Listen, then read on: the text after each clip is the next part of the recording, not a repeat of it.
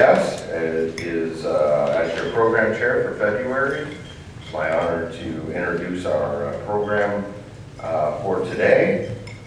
Born in Helens County in 1959, Mark grew up in the shadow of Mount St. Helens, and as the youngest member of the Smith family, who owned and operated the Spirit Lake Lodge during the 1980 volcanic eruption. An eyewitness to the May 18th event, he saw firsthand the destructive force of the volcano on the landscape, the fish, wildlife, and human habitat. After the eruption, he dedicated his career to the financial service industry, honing his management and leadership skills. He returned in 1992 and started the Mount St. Helens Adventure Tour Company, the first off-road tour at Mount St. Helens. In 1995, along the North Fork Toutle River Valley, he created a 90 acres of full-service resort called Eco Park, built completely off the grid. Mark has acquired extensive knowledge and experience in community and economic development, planning, finance, forestry, wildlife, and aquatic habitat. With a dedication to the community, he currently serves as chairman of the Helens County Planning Commission, and in 2007 he was called upon by Congressman Brian Baird to serve on the Mount St. Helens Advisory Board. Most recently, he was asked to serve on the Washington State Fish and Wildlife Citizen Hoof Rot Advisory Committee. When Mark is not busy managing the resort or developing new tourism activities or attending meetings, he enjoys spending time with his wife Dawn in the outdoors, riding horses, hiking, and traveling around the Pacific Northwest. Mark is dedicated to the preservation of wildlife and natural habitat for future generations. Please welcome Mr. Mark Smith.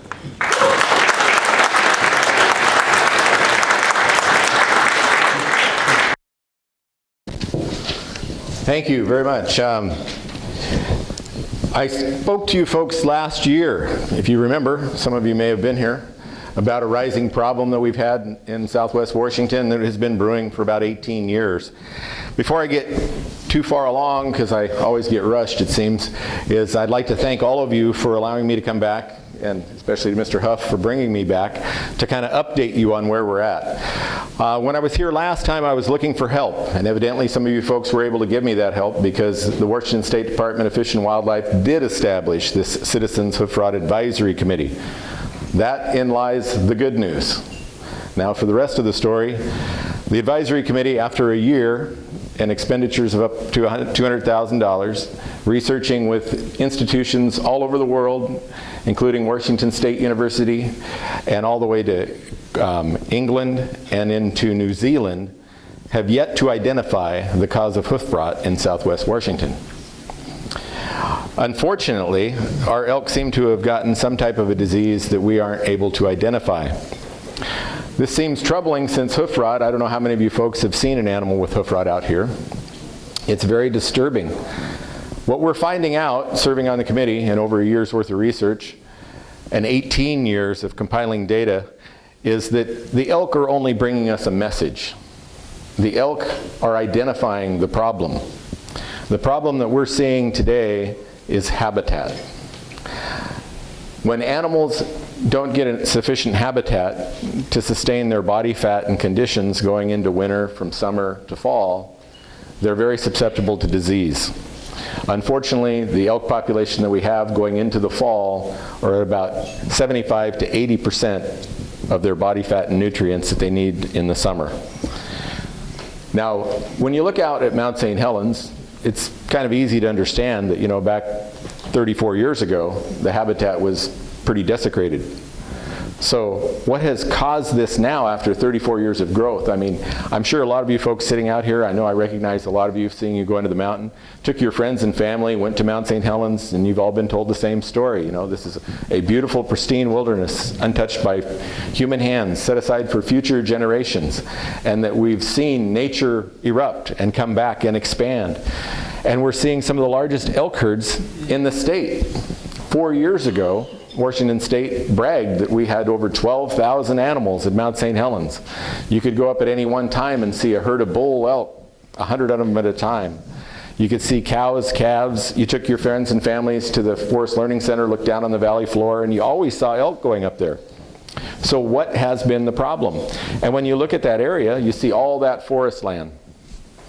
Well, what we have derived that's part of the problem is that back on May 18th, 1980, when the mountain did erupt, it leveled a 150 square mile radius north of the mountain.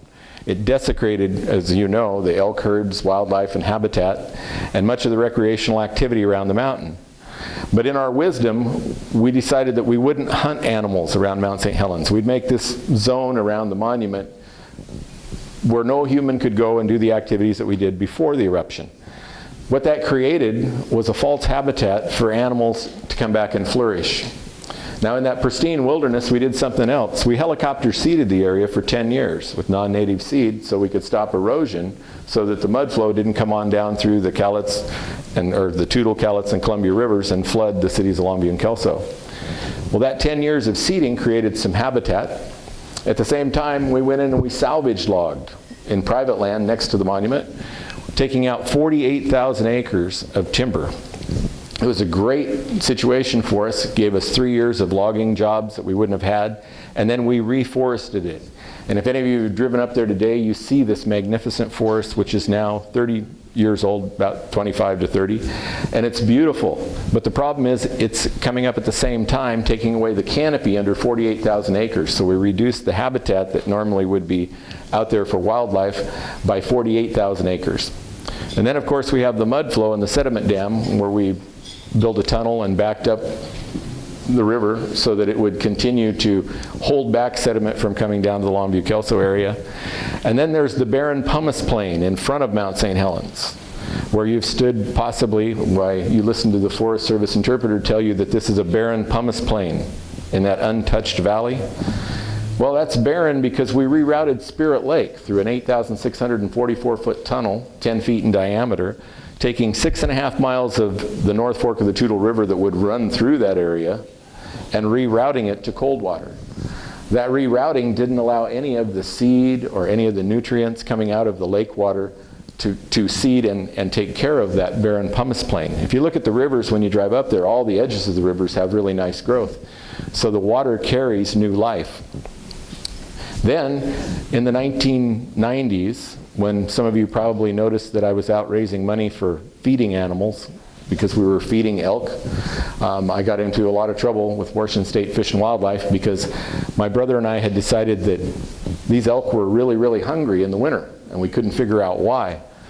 No habitat studies had been done. The Department of Wildlife had their recreational area at the 31-mile marker, which is the Department of Fish and Wildlife refuge up there for elk. They spent over $1 million in planting grass seed trees, trying to get habitat to grow on the mud flow. To date, their carrying capacity up there, they don't really have one. We keep asking them about that. But they figure they can handle maybe 400 elk after $1 million of trying to restore this mud flow valley. We started buying alfalfa, raising funds, and went into a feeding program. The state followed our path in 1998 when they did feed elk on the mud flow because they were starving. At that time, they counted over 800 animals just on the mud flow that year, feeding off of the alfalfa. We started thinking that we were making progress, and we watched herds from about 150 at my park area shrink now to this year to where I have none. Not one elk has shown up this year for our feeding program. Last year we had 28. It looked like we were going to have 11, and today we have none. The elk have died off from hoof rot. The expansion of the disease went from 2 counties and 3 game units back in 1995 to now in 10 counties and over 22 game units. So it's doing quite well under the management of the Department of Fish and Wildlife. It probably will be one of our new industries, hoof rot. Unfortunately, the disease continues to evade the Fish and Wildlife Department biologists and scientists and their veterinarians. It's tough for us to stand in front of groups and tell you these things when you're not maybe hunters or get outdoors much, and you might be sitting there thinking, this is all interesting, but what does it have to do with me and what can I do? Well, as we said, the habitat seems to be one of the problems. And the habitat really started to change again in '95. Now, up to now, I've told you about the natural habitat with a little bit of human intervention. But we've also did something in '95 that's affecting all of us and will affect all of us and future generations. We changed our timber harvesting plans. We increased from about a 2% harvest a year to 4%. It's because our technologies became better. We could go in and harvest smaller timber, and the markets changed. But we did something else different. Under pressure from environmental groups, slash burning was discontinued because of pollution. So we turned to herbicides. We're now spraying clear cuts, not just one time, but up to 4 consecutive years in a row, with the belief that spraying the herbicide on these clear cuts allows the Doug fir trees that we plant better opportunities to grow. We've been doing this since 1994. When we increased all these things, what happened was we didn't think about habitat for wildlife. Our forest practice plans don't really address wildlife, they address fish.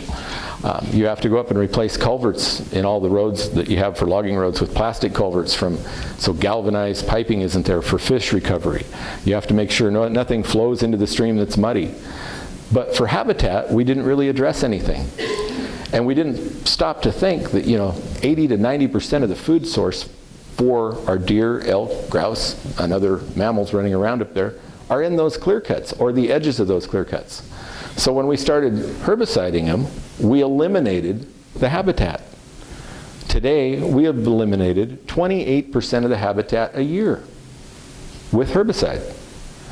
It's fact, it's not fiction. And when you reduce that much habitat for wildlife, on top of the fact that our national forest areas that are bordering the area have little to no clear cuts in them, so there's no habitat developing in those, we're forcing these animals really to live on nothing. Their habitat up there is so scarce with all of these changes that we're going to continue to see these problems as long as we continue to herbicide the forest. Now, a lot of you might sit out there and think, oh gosh, this guy, he's some kind of Greenpeace guy. He built Eco Park, he's a tree hugger, and I've hugged a lot of trees. I think they're neat sometimes. I've also cut a lot of trees. I also operated a processor, and my family had a tree farm. So I know how important the timber industry is.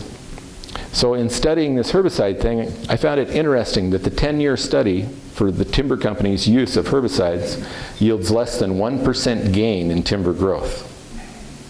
I can repeat that because it's an interesting fact. The use of herbicides on these clear cuts brings us less than a 1% gain in timber growth. Yet the use of these herbicides has so many conditions and effects that you as a human should not go into the clear cut 30 days after it's sprayed. That's the signs that they put on the back of the stump that you're driving into the clear cut. Unfortunately, wildlife and habitat can't read. Or we haven't passed laws yet that we have to put it in elk language, grouse language, or coyote, which I'm sure Olympia can probably do. The big problem that we have here is, unfortunately, unbeknownst to most of us, and supporting an industry that we are so proud of and have built over the years as employment in our area, I think we're being slowly modified and changed to a point of extinction. Extinction's a really dirty word because most things become extinct over their own time period, but we do know we can help it along. What we're working on now is to try and get the state to do more studies on herbicide use in the forest, not just for elk, but for all animals and birds. If you drive up into those areas and you're looking at these clear cuts, they're brown year-round. There's no growth. There's no birds in them anymore. And you don't see the deer populations, the elk populations, nor the grouse. It's becoming a problem that all of us need to be aware of, whether you're a hunter or not, because that's habitat. And that's the natural environment that we are so proud of being in the Pacific Northwest. I'm not anti-timber. I'm not anti-logging. What I am is I'm anti-chemical.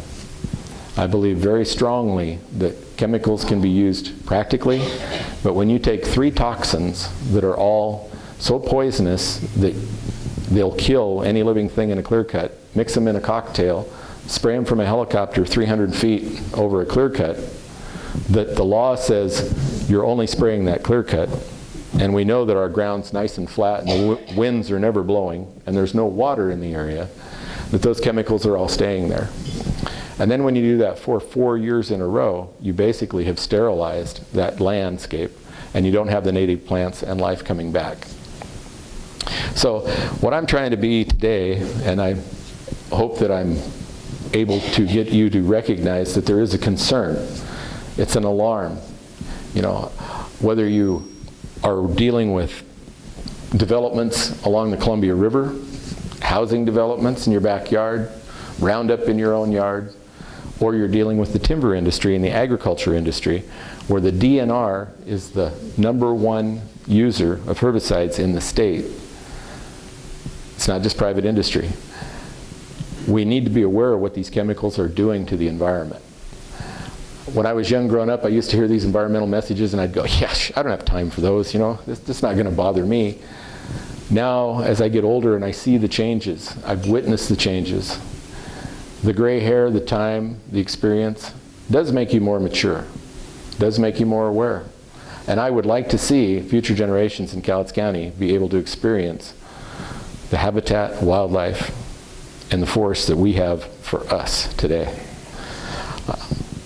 I didn't mean it to be a downer speech today, because there's a lot of positive things happening.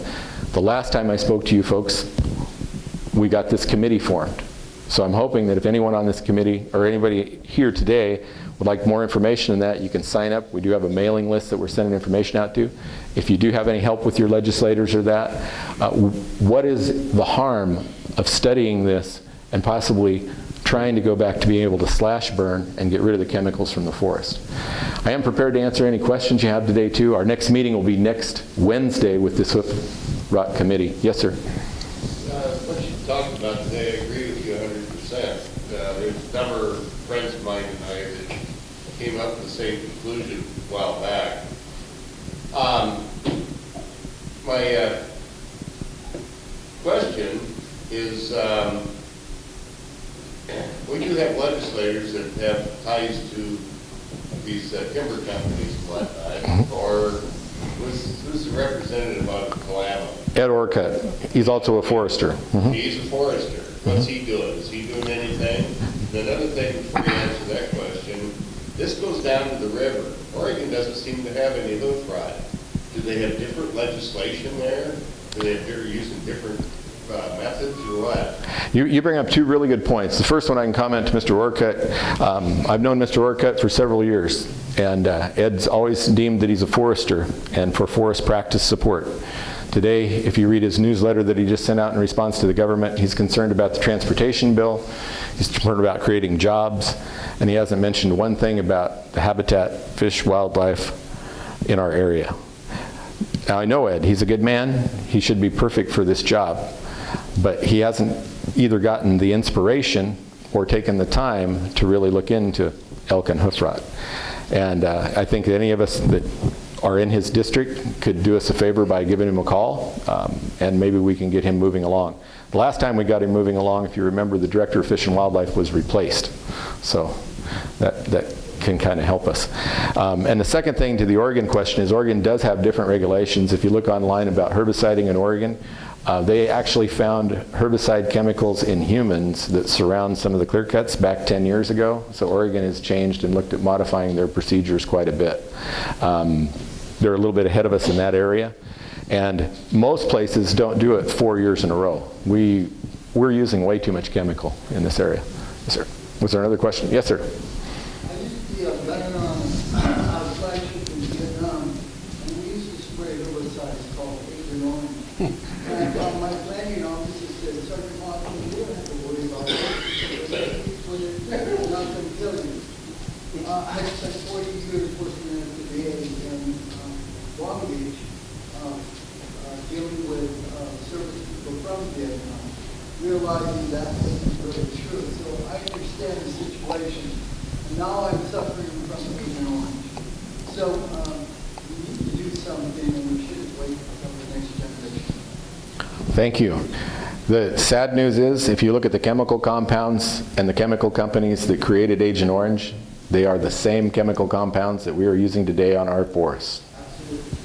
And the bad news, they're mixing them because they found out how to get around the regulations that this one used by itself is fine. It's not toxic, too bad. But when you take 2 of them, you mix them together, now they're really toxic. Now when you got 3 of them, they're deadly. But we can use them because we're loading them one at a time. Yes? What parents are lost of fish is also besides wildlife. You go up the headwaters of the Great River or Excel or Cowing or Klamath, and you go up those things, pristine looking country, and try to find a fish. You can't. The headwaters are just like, what is everything out of it? And that's from that runoff, the herbicide and the stuff they spray on, make trees grow and can also kill weeds. When you go to science class in biology, when you're in 7th grade, you learn about microorganisms. The microorganisms are what we destroy with the herbicide and the spray. And unfortunately, the fish, the periwinkles, the food sources all develop from those. Science is linked, and we do know that. We just sometimes aren't responsible. But, other question? Yes, sir. Well, that Agent Orange that they were using over in Vietnam wasn't just a herbicide, that was also a pesticide.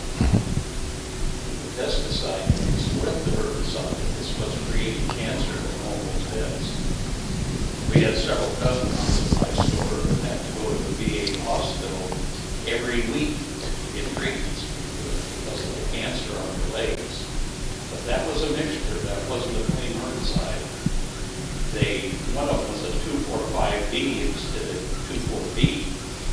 And that T was the pesticide farm that Washington and Oregon eliminated that use several years ago after the vets have all been sprayed with it and all those problems. I was on the weed board control for about 20 years, and I learned quite a bit about it. But my dad used to spray weeds and stuff, and luckily he was smart enough to stay away from it when he sprayed it. But it was the mix that they used that caused all those problems with our business. Yes, I mean, if you read about that, you're absolutely right. And yet today we haven't learned anything because we're still mixing chemicals. One of the other problems is if we go to herbicide or burning instead of the chemicals, while it does maybe put CO2s into the atmosphere and cause a little bit of smoke, then the charcoal from a burn is what our forefathers used when they came across in wagons with their pigs and livestock to deworm them and help them survive parasites. It's a natural process if you've been out in areas that have burned after a forest fire, that you'll see wildlife out there chewing on that, and the area comes back better because those nutrients put nutrients back into the soil instead of taking them away. Other questions? Well, I really appreciate, again, the opportunity to speak to you today. I hope that you recognize that, unfortunately, we do have a concern. I'm asking you again for your help. You were probably instrumental, some of you folks, in helping us get this committee formed the last time. Our next meeting will be next Tuesday. We're going to be down at Region 5, Department of Fish and Wildlife headquarters. But this year right now, and with this timing, the best you could help us with is talking to your legislators and your representatives. Dean Taco is one that would be really good to give a call to. He's the 19th district, and then you also have Richard DeBolt. He's our new 20th district, along with Ed Orcutt in the 20th district. And then we also have Brian Blake. And both Mr. Blake and Mr. Orcutt are on the Agricultural Committee, and they would be key. They're both foresters, but they just haven't really stepped up yet. We haven't seemed to get a champion for this, and that's what we are looking for. So I really appreciate the opportunity to speak to you today. I do have a piece of paper up here. I'll be glad to send an email out to any of you folks with updates on a regular basis if you'd like to continue to know more about this. And we're hoping to have a public meeting in the next 2 weeks in Cowlitz County, some location that we can let everyone know what is happening. Oh, one other quick thing about all the herbicides is a problem. The Department of Fish and Wildlife's plan to get rid of the animals is to eradicate them instead of trying to treat them with hoof rot. Right now, to date, there's been 185,000 hunter days. 185,000 hunter days in the Toutle Valley, in the Toutle, Winston, and Margaret unit. And that's quite a bit of stress that's also put on these elk now that they are diseased. And I don't know how many of you folks in the room have gone to your doctor and found out how tough stress is, but stress is one of the other things other than herbicides that can really destroy your plants, animal, and wildlife.